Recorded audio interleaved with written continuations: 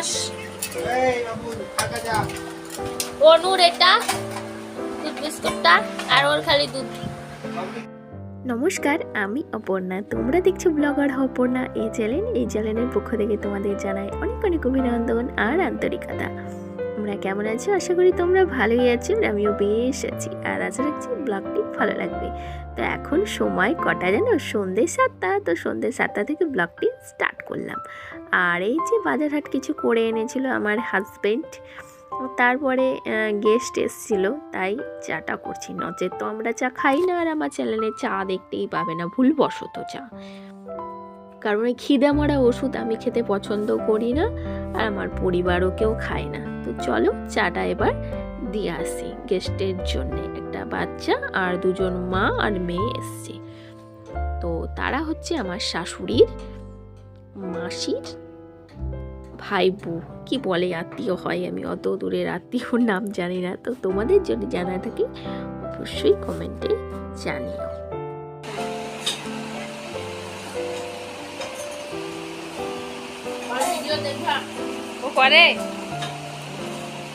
উঠো, সকাল হয়ে গেছে, উঠে পারো।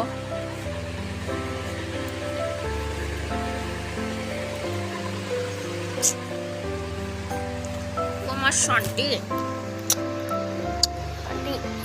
শান্তি, চলো শান্তি। শান্তি উঠেছে, শান্তি উঠেছে, শান্তি উঠেছে। বসো। আর সন্ধ্যে কিছু ব্লগ শেয়ার করার পরে আর ব্লগ শ্যুট করে নিই। নেক্সট দিন সকালবেলা থেকে ব্লগটি এবার স্টার্ট করছি। তো দেখো, গুড মর্নিং বন্ধুরা।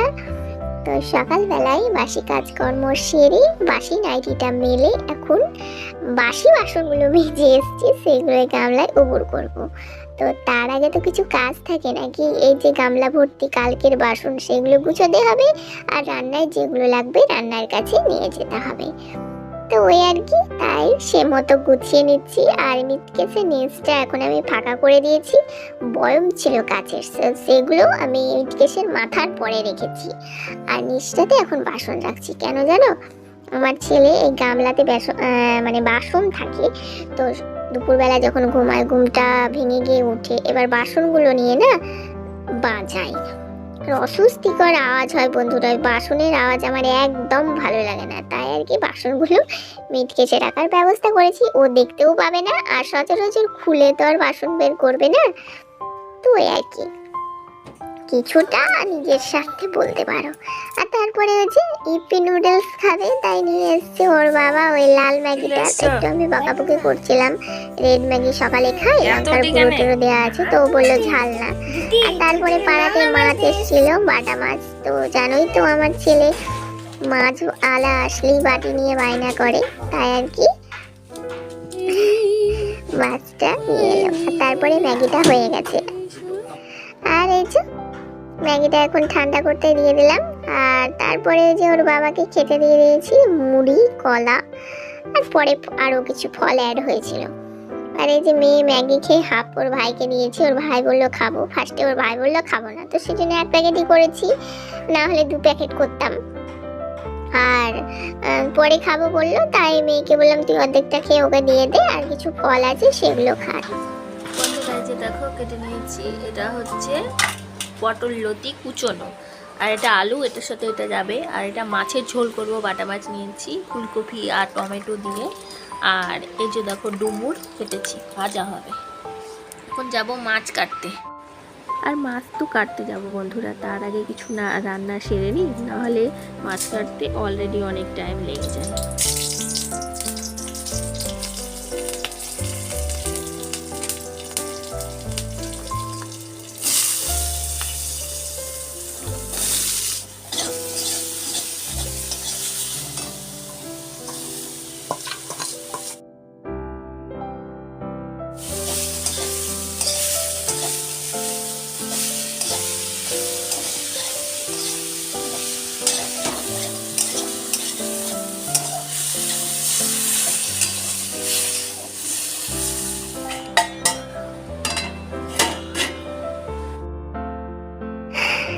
এই যে বন্ধুরা বললাম মাছ কাটতে আসবো, তো ওই তেতো তরকারিটা বসিয়ে দিয়ে আসলাম। আর পটল লতির তরকারি না আমার খুব ভালো লাগে গো, তাই আমি হাজব্যান্ডকে আনতে বলেছিলাম। তিতো জিনিসটাই আমার খুব ভালো লাগে, বাদা ভাজা, করলার তরকারি এবং পটল লতি, মানে তিতো এগুলো বেশ ভালো লাগে আমার খেতে।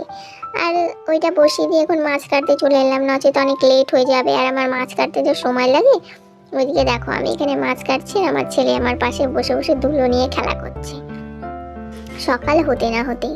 আর এখন সময় কটা জানো? সকাল 8:30। তো 8:30টার সময় পড়াশোনা বাদ দিয়ে খেলা করতে বসে পড়েছে। তো যদি আমি একটু নড়চড় হয় তো ওই রকমই করে, আর গোটা গায়ে ধুলো কাদা মাখে। আর বন্ধুরা পাশের বাড়িতে কাজ হচ্ছে, তো তোমরা আওয়াজ পেতেই পারো, ওই খাটাম খুটম আওয়াজ। আর ওইসব রাজমিস্ত্রি কাজে তো আওয়াজ হয়, তাই না? তো দেখো এদিকে মাছ ভাজা বসিয়ে দিয়েছি আর ভাতটা উপর দিয়ে নিলাম। আর ভাতটা উপর দিয়ে দিতে দিতেই হাজব্যান্ড বলছে খেতে দাও খেতে দাও, অনেকক্ষণ থেকেই বলছে। আর বললামই তো 8:30টার সময় মাছ কাটছি, তাহলে ভাত বসাই কটায় যেন 9টায়। এই ভাত হতে তো অলরেডি আধ ঘন্টা তো টাইম লাগবে, তো তাড়াতাড়ি খেয়ে নেয়। তো ওই আর কি, কাজে যাবে যেহেতু সকালে খাইয়ে দিয়েই পাঠানো ভালো, তাই না? নিজেরও শান্তি আর ওরও পেটটা ঠান্ডা থাকবে। আর যার জন্যে কাজ করা তাকে যদি ঠিকঠাক না রাখি তাহলে হবে? তো ওই আর কি। আর দেখো এই যে এখানে ভাত বেড়ে নিয়েছি, ভাত তো এখানেই বাড়ছিলাম, বাড়তে বাড়তে এখানে ঠান্ডা করতে দিয়েছিলাম। তারপরে তরকারিগুলো তুলে দিলাম, দিয়ে কিছুটা মাছ ভাজা বসিয়ে দিলাম এবং এই মাছ ভাজাগুলো তুলে নিচ্ছি। এগুলো তো হয়ে গেছে, তো এখন হাজব্যান্ডকে ছেলেকে দিয়ে দেবো, পরে আবার মেয়েকেও দিয়েছিলাম খেতে। মেয়েও বলছে খিদে পেয়ে গেছে, মানে একটু যদি লেট হয় সেদিনকে খিদেটা বেশি পায়, আবার যেদিন তাড়াতাড়ি হয় সেদিনকে খাওয়ার লোক থাকে না। তো এরকমই হয় আমার সাথে, তোমাদের সাথে কি হয় একটু জানিও তো। তো যাই হোক দেখো মাছ ভাজাগুলো দিয়ে দিলাম। মাছ ভাজা পেয়ে তো আমার ছেলে খুব মানে খুশি। ফ্যান চলছে বলে ভয়েসটি মিউট করে দিয়েছি, নাহলে কিন্তু ভয়েসটি দিয়ে দিতাম। আর ফ্যানের কারণেই বন্ধুরা ভয়েসগুলো আমাকে মিউট করে দিতে হয়। আর এই যে এখানে চলে এসেছি এবার ফুলকপি আলু দিয়ে তো মাছের ঝোলটা হবে। কালকে না আমার হাজবেন্ড ফুলকপি এনেছিল, হাটে পেয়েছিল, তো তাই তো বেশ ভালো হয়েছিল। তো আমি আবার বলছিলাম এখনকার ফুলকপি গন্ধ হবে, পোকা হবে, কিন্তু জানো তো বন্ধুরা ফুলকপিটা একদম গন্ধ পোকা কিছু ছিল না, এবং সেদ্ধও খুব সুন্দর হয়েছিল।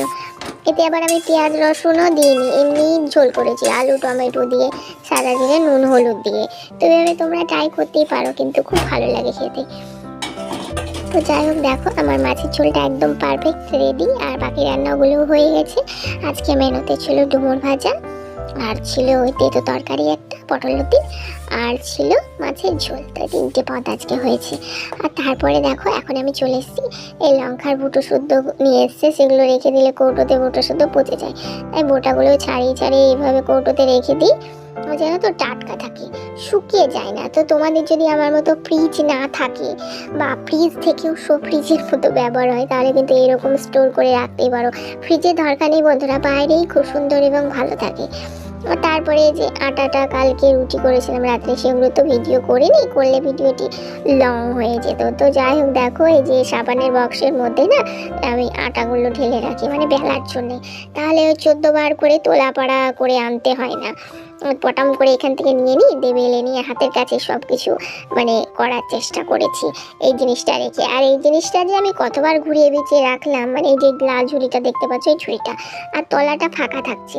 তলাতে এর আগে চাটু রাখছিলাম, চাটুটা এখন ওপরেই রাখছি, ভাবছি তলাটা ফাঁকা রাখবো, তাই আবার তলাতে ওই লঙ্কার কৌটো, আদা, ময়দা যেগুলো লাগে হাতের কাছে চটপট, সেগুলো রেখে দিলাম। আর তারপরে কি রোদ দেখো, বাইরে মেলার দরকারই নেই, তাই বাড়িতে আমি এই মটর কিনে এনেছিলাম, ডাল খাই যে মটর না, সেই মটর, তো সেটা একটুখানি রোদে দিয়ে দিলাম। আর ওইদিকে তো কিছুদিন আগে দেখেছি আলুর পাপড় দিয়েছিলাম, তো সেগুলো রোদে দিয়ে দিলাম। আর তারপরে যে পাড়াতে নিয়েছিল মুসরি, তো এই মুসুরির কি বলবো হালাত খুব খারাপ বন্ধুরা, মানে এত হ্যাটকা, এইভাবে যে ফুটো থালা দিয়ে আমি চালছি, হ্যাটকার সঙ্গে সঙ্গে মুসুরিগুলো দানাও পড়ে যাচ্ছে, মানে মুসুরির দানা তো ছোট, তাই না? আর তারপরে একদম শেষের দিকে ভিডিও এন্ডের মুহূর্তে চলে এসেছি। তাহলে চলো বন্ধুরা আজকের মতো এইটুকুই, দেখা হচ্ছে আগামীকাল। ততক্ষণ তোমরা সকলে খুব ভালো থেকো, সুস্থ থেকো, আর হ্যাঁ আমার কথা একটু ভেবো, দেখতে কিন্তু ভুলো না ব্লগার হওয়া পড়না এই চ্যানেল। নমস্কার।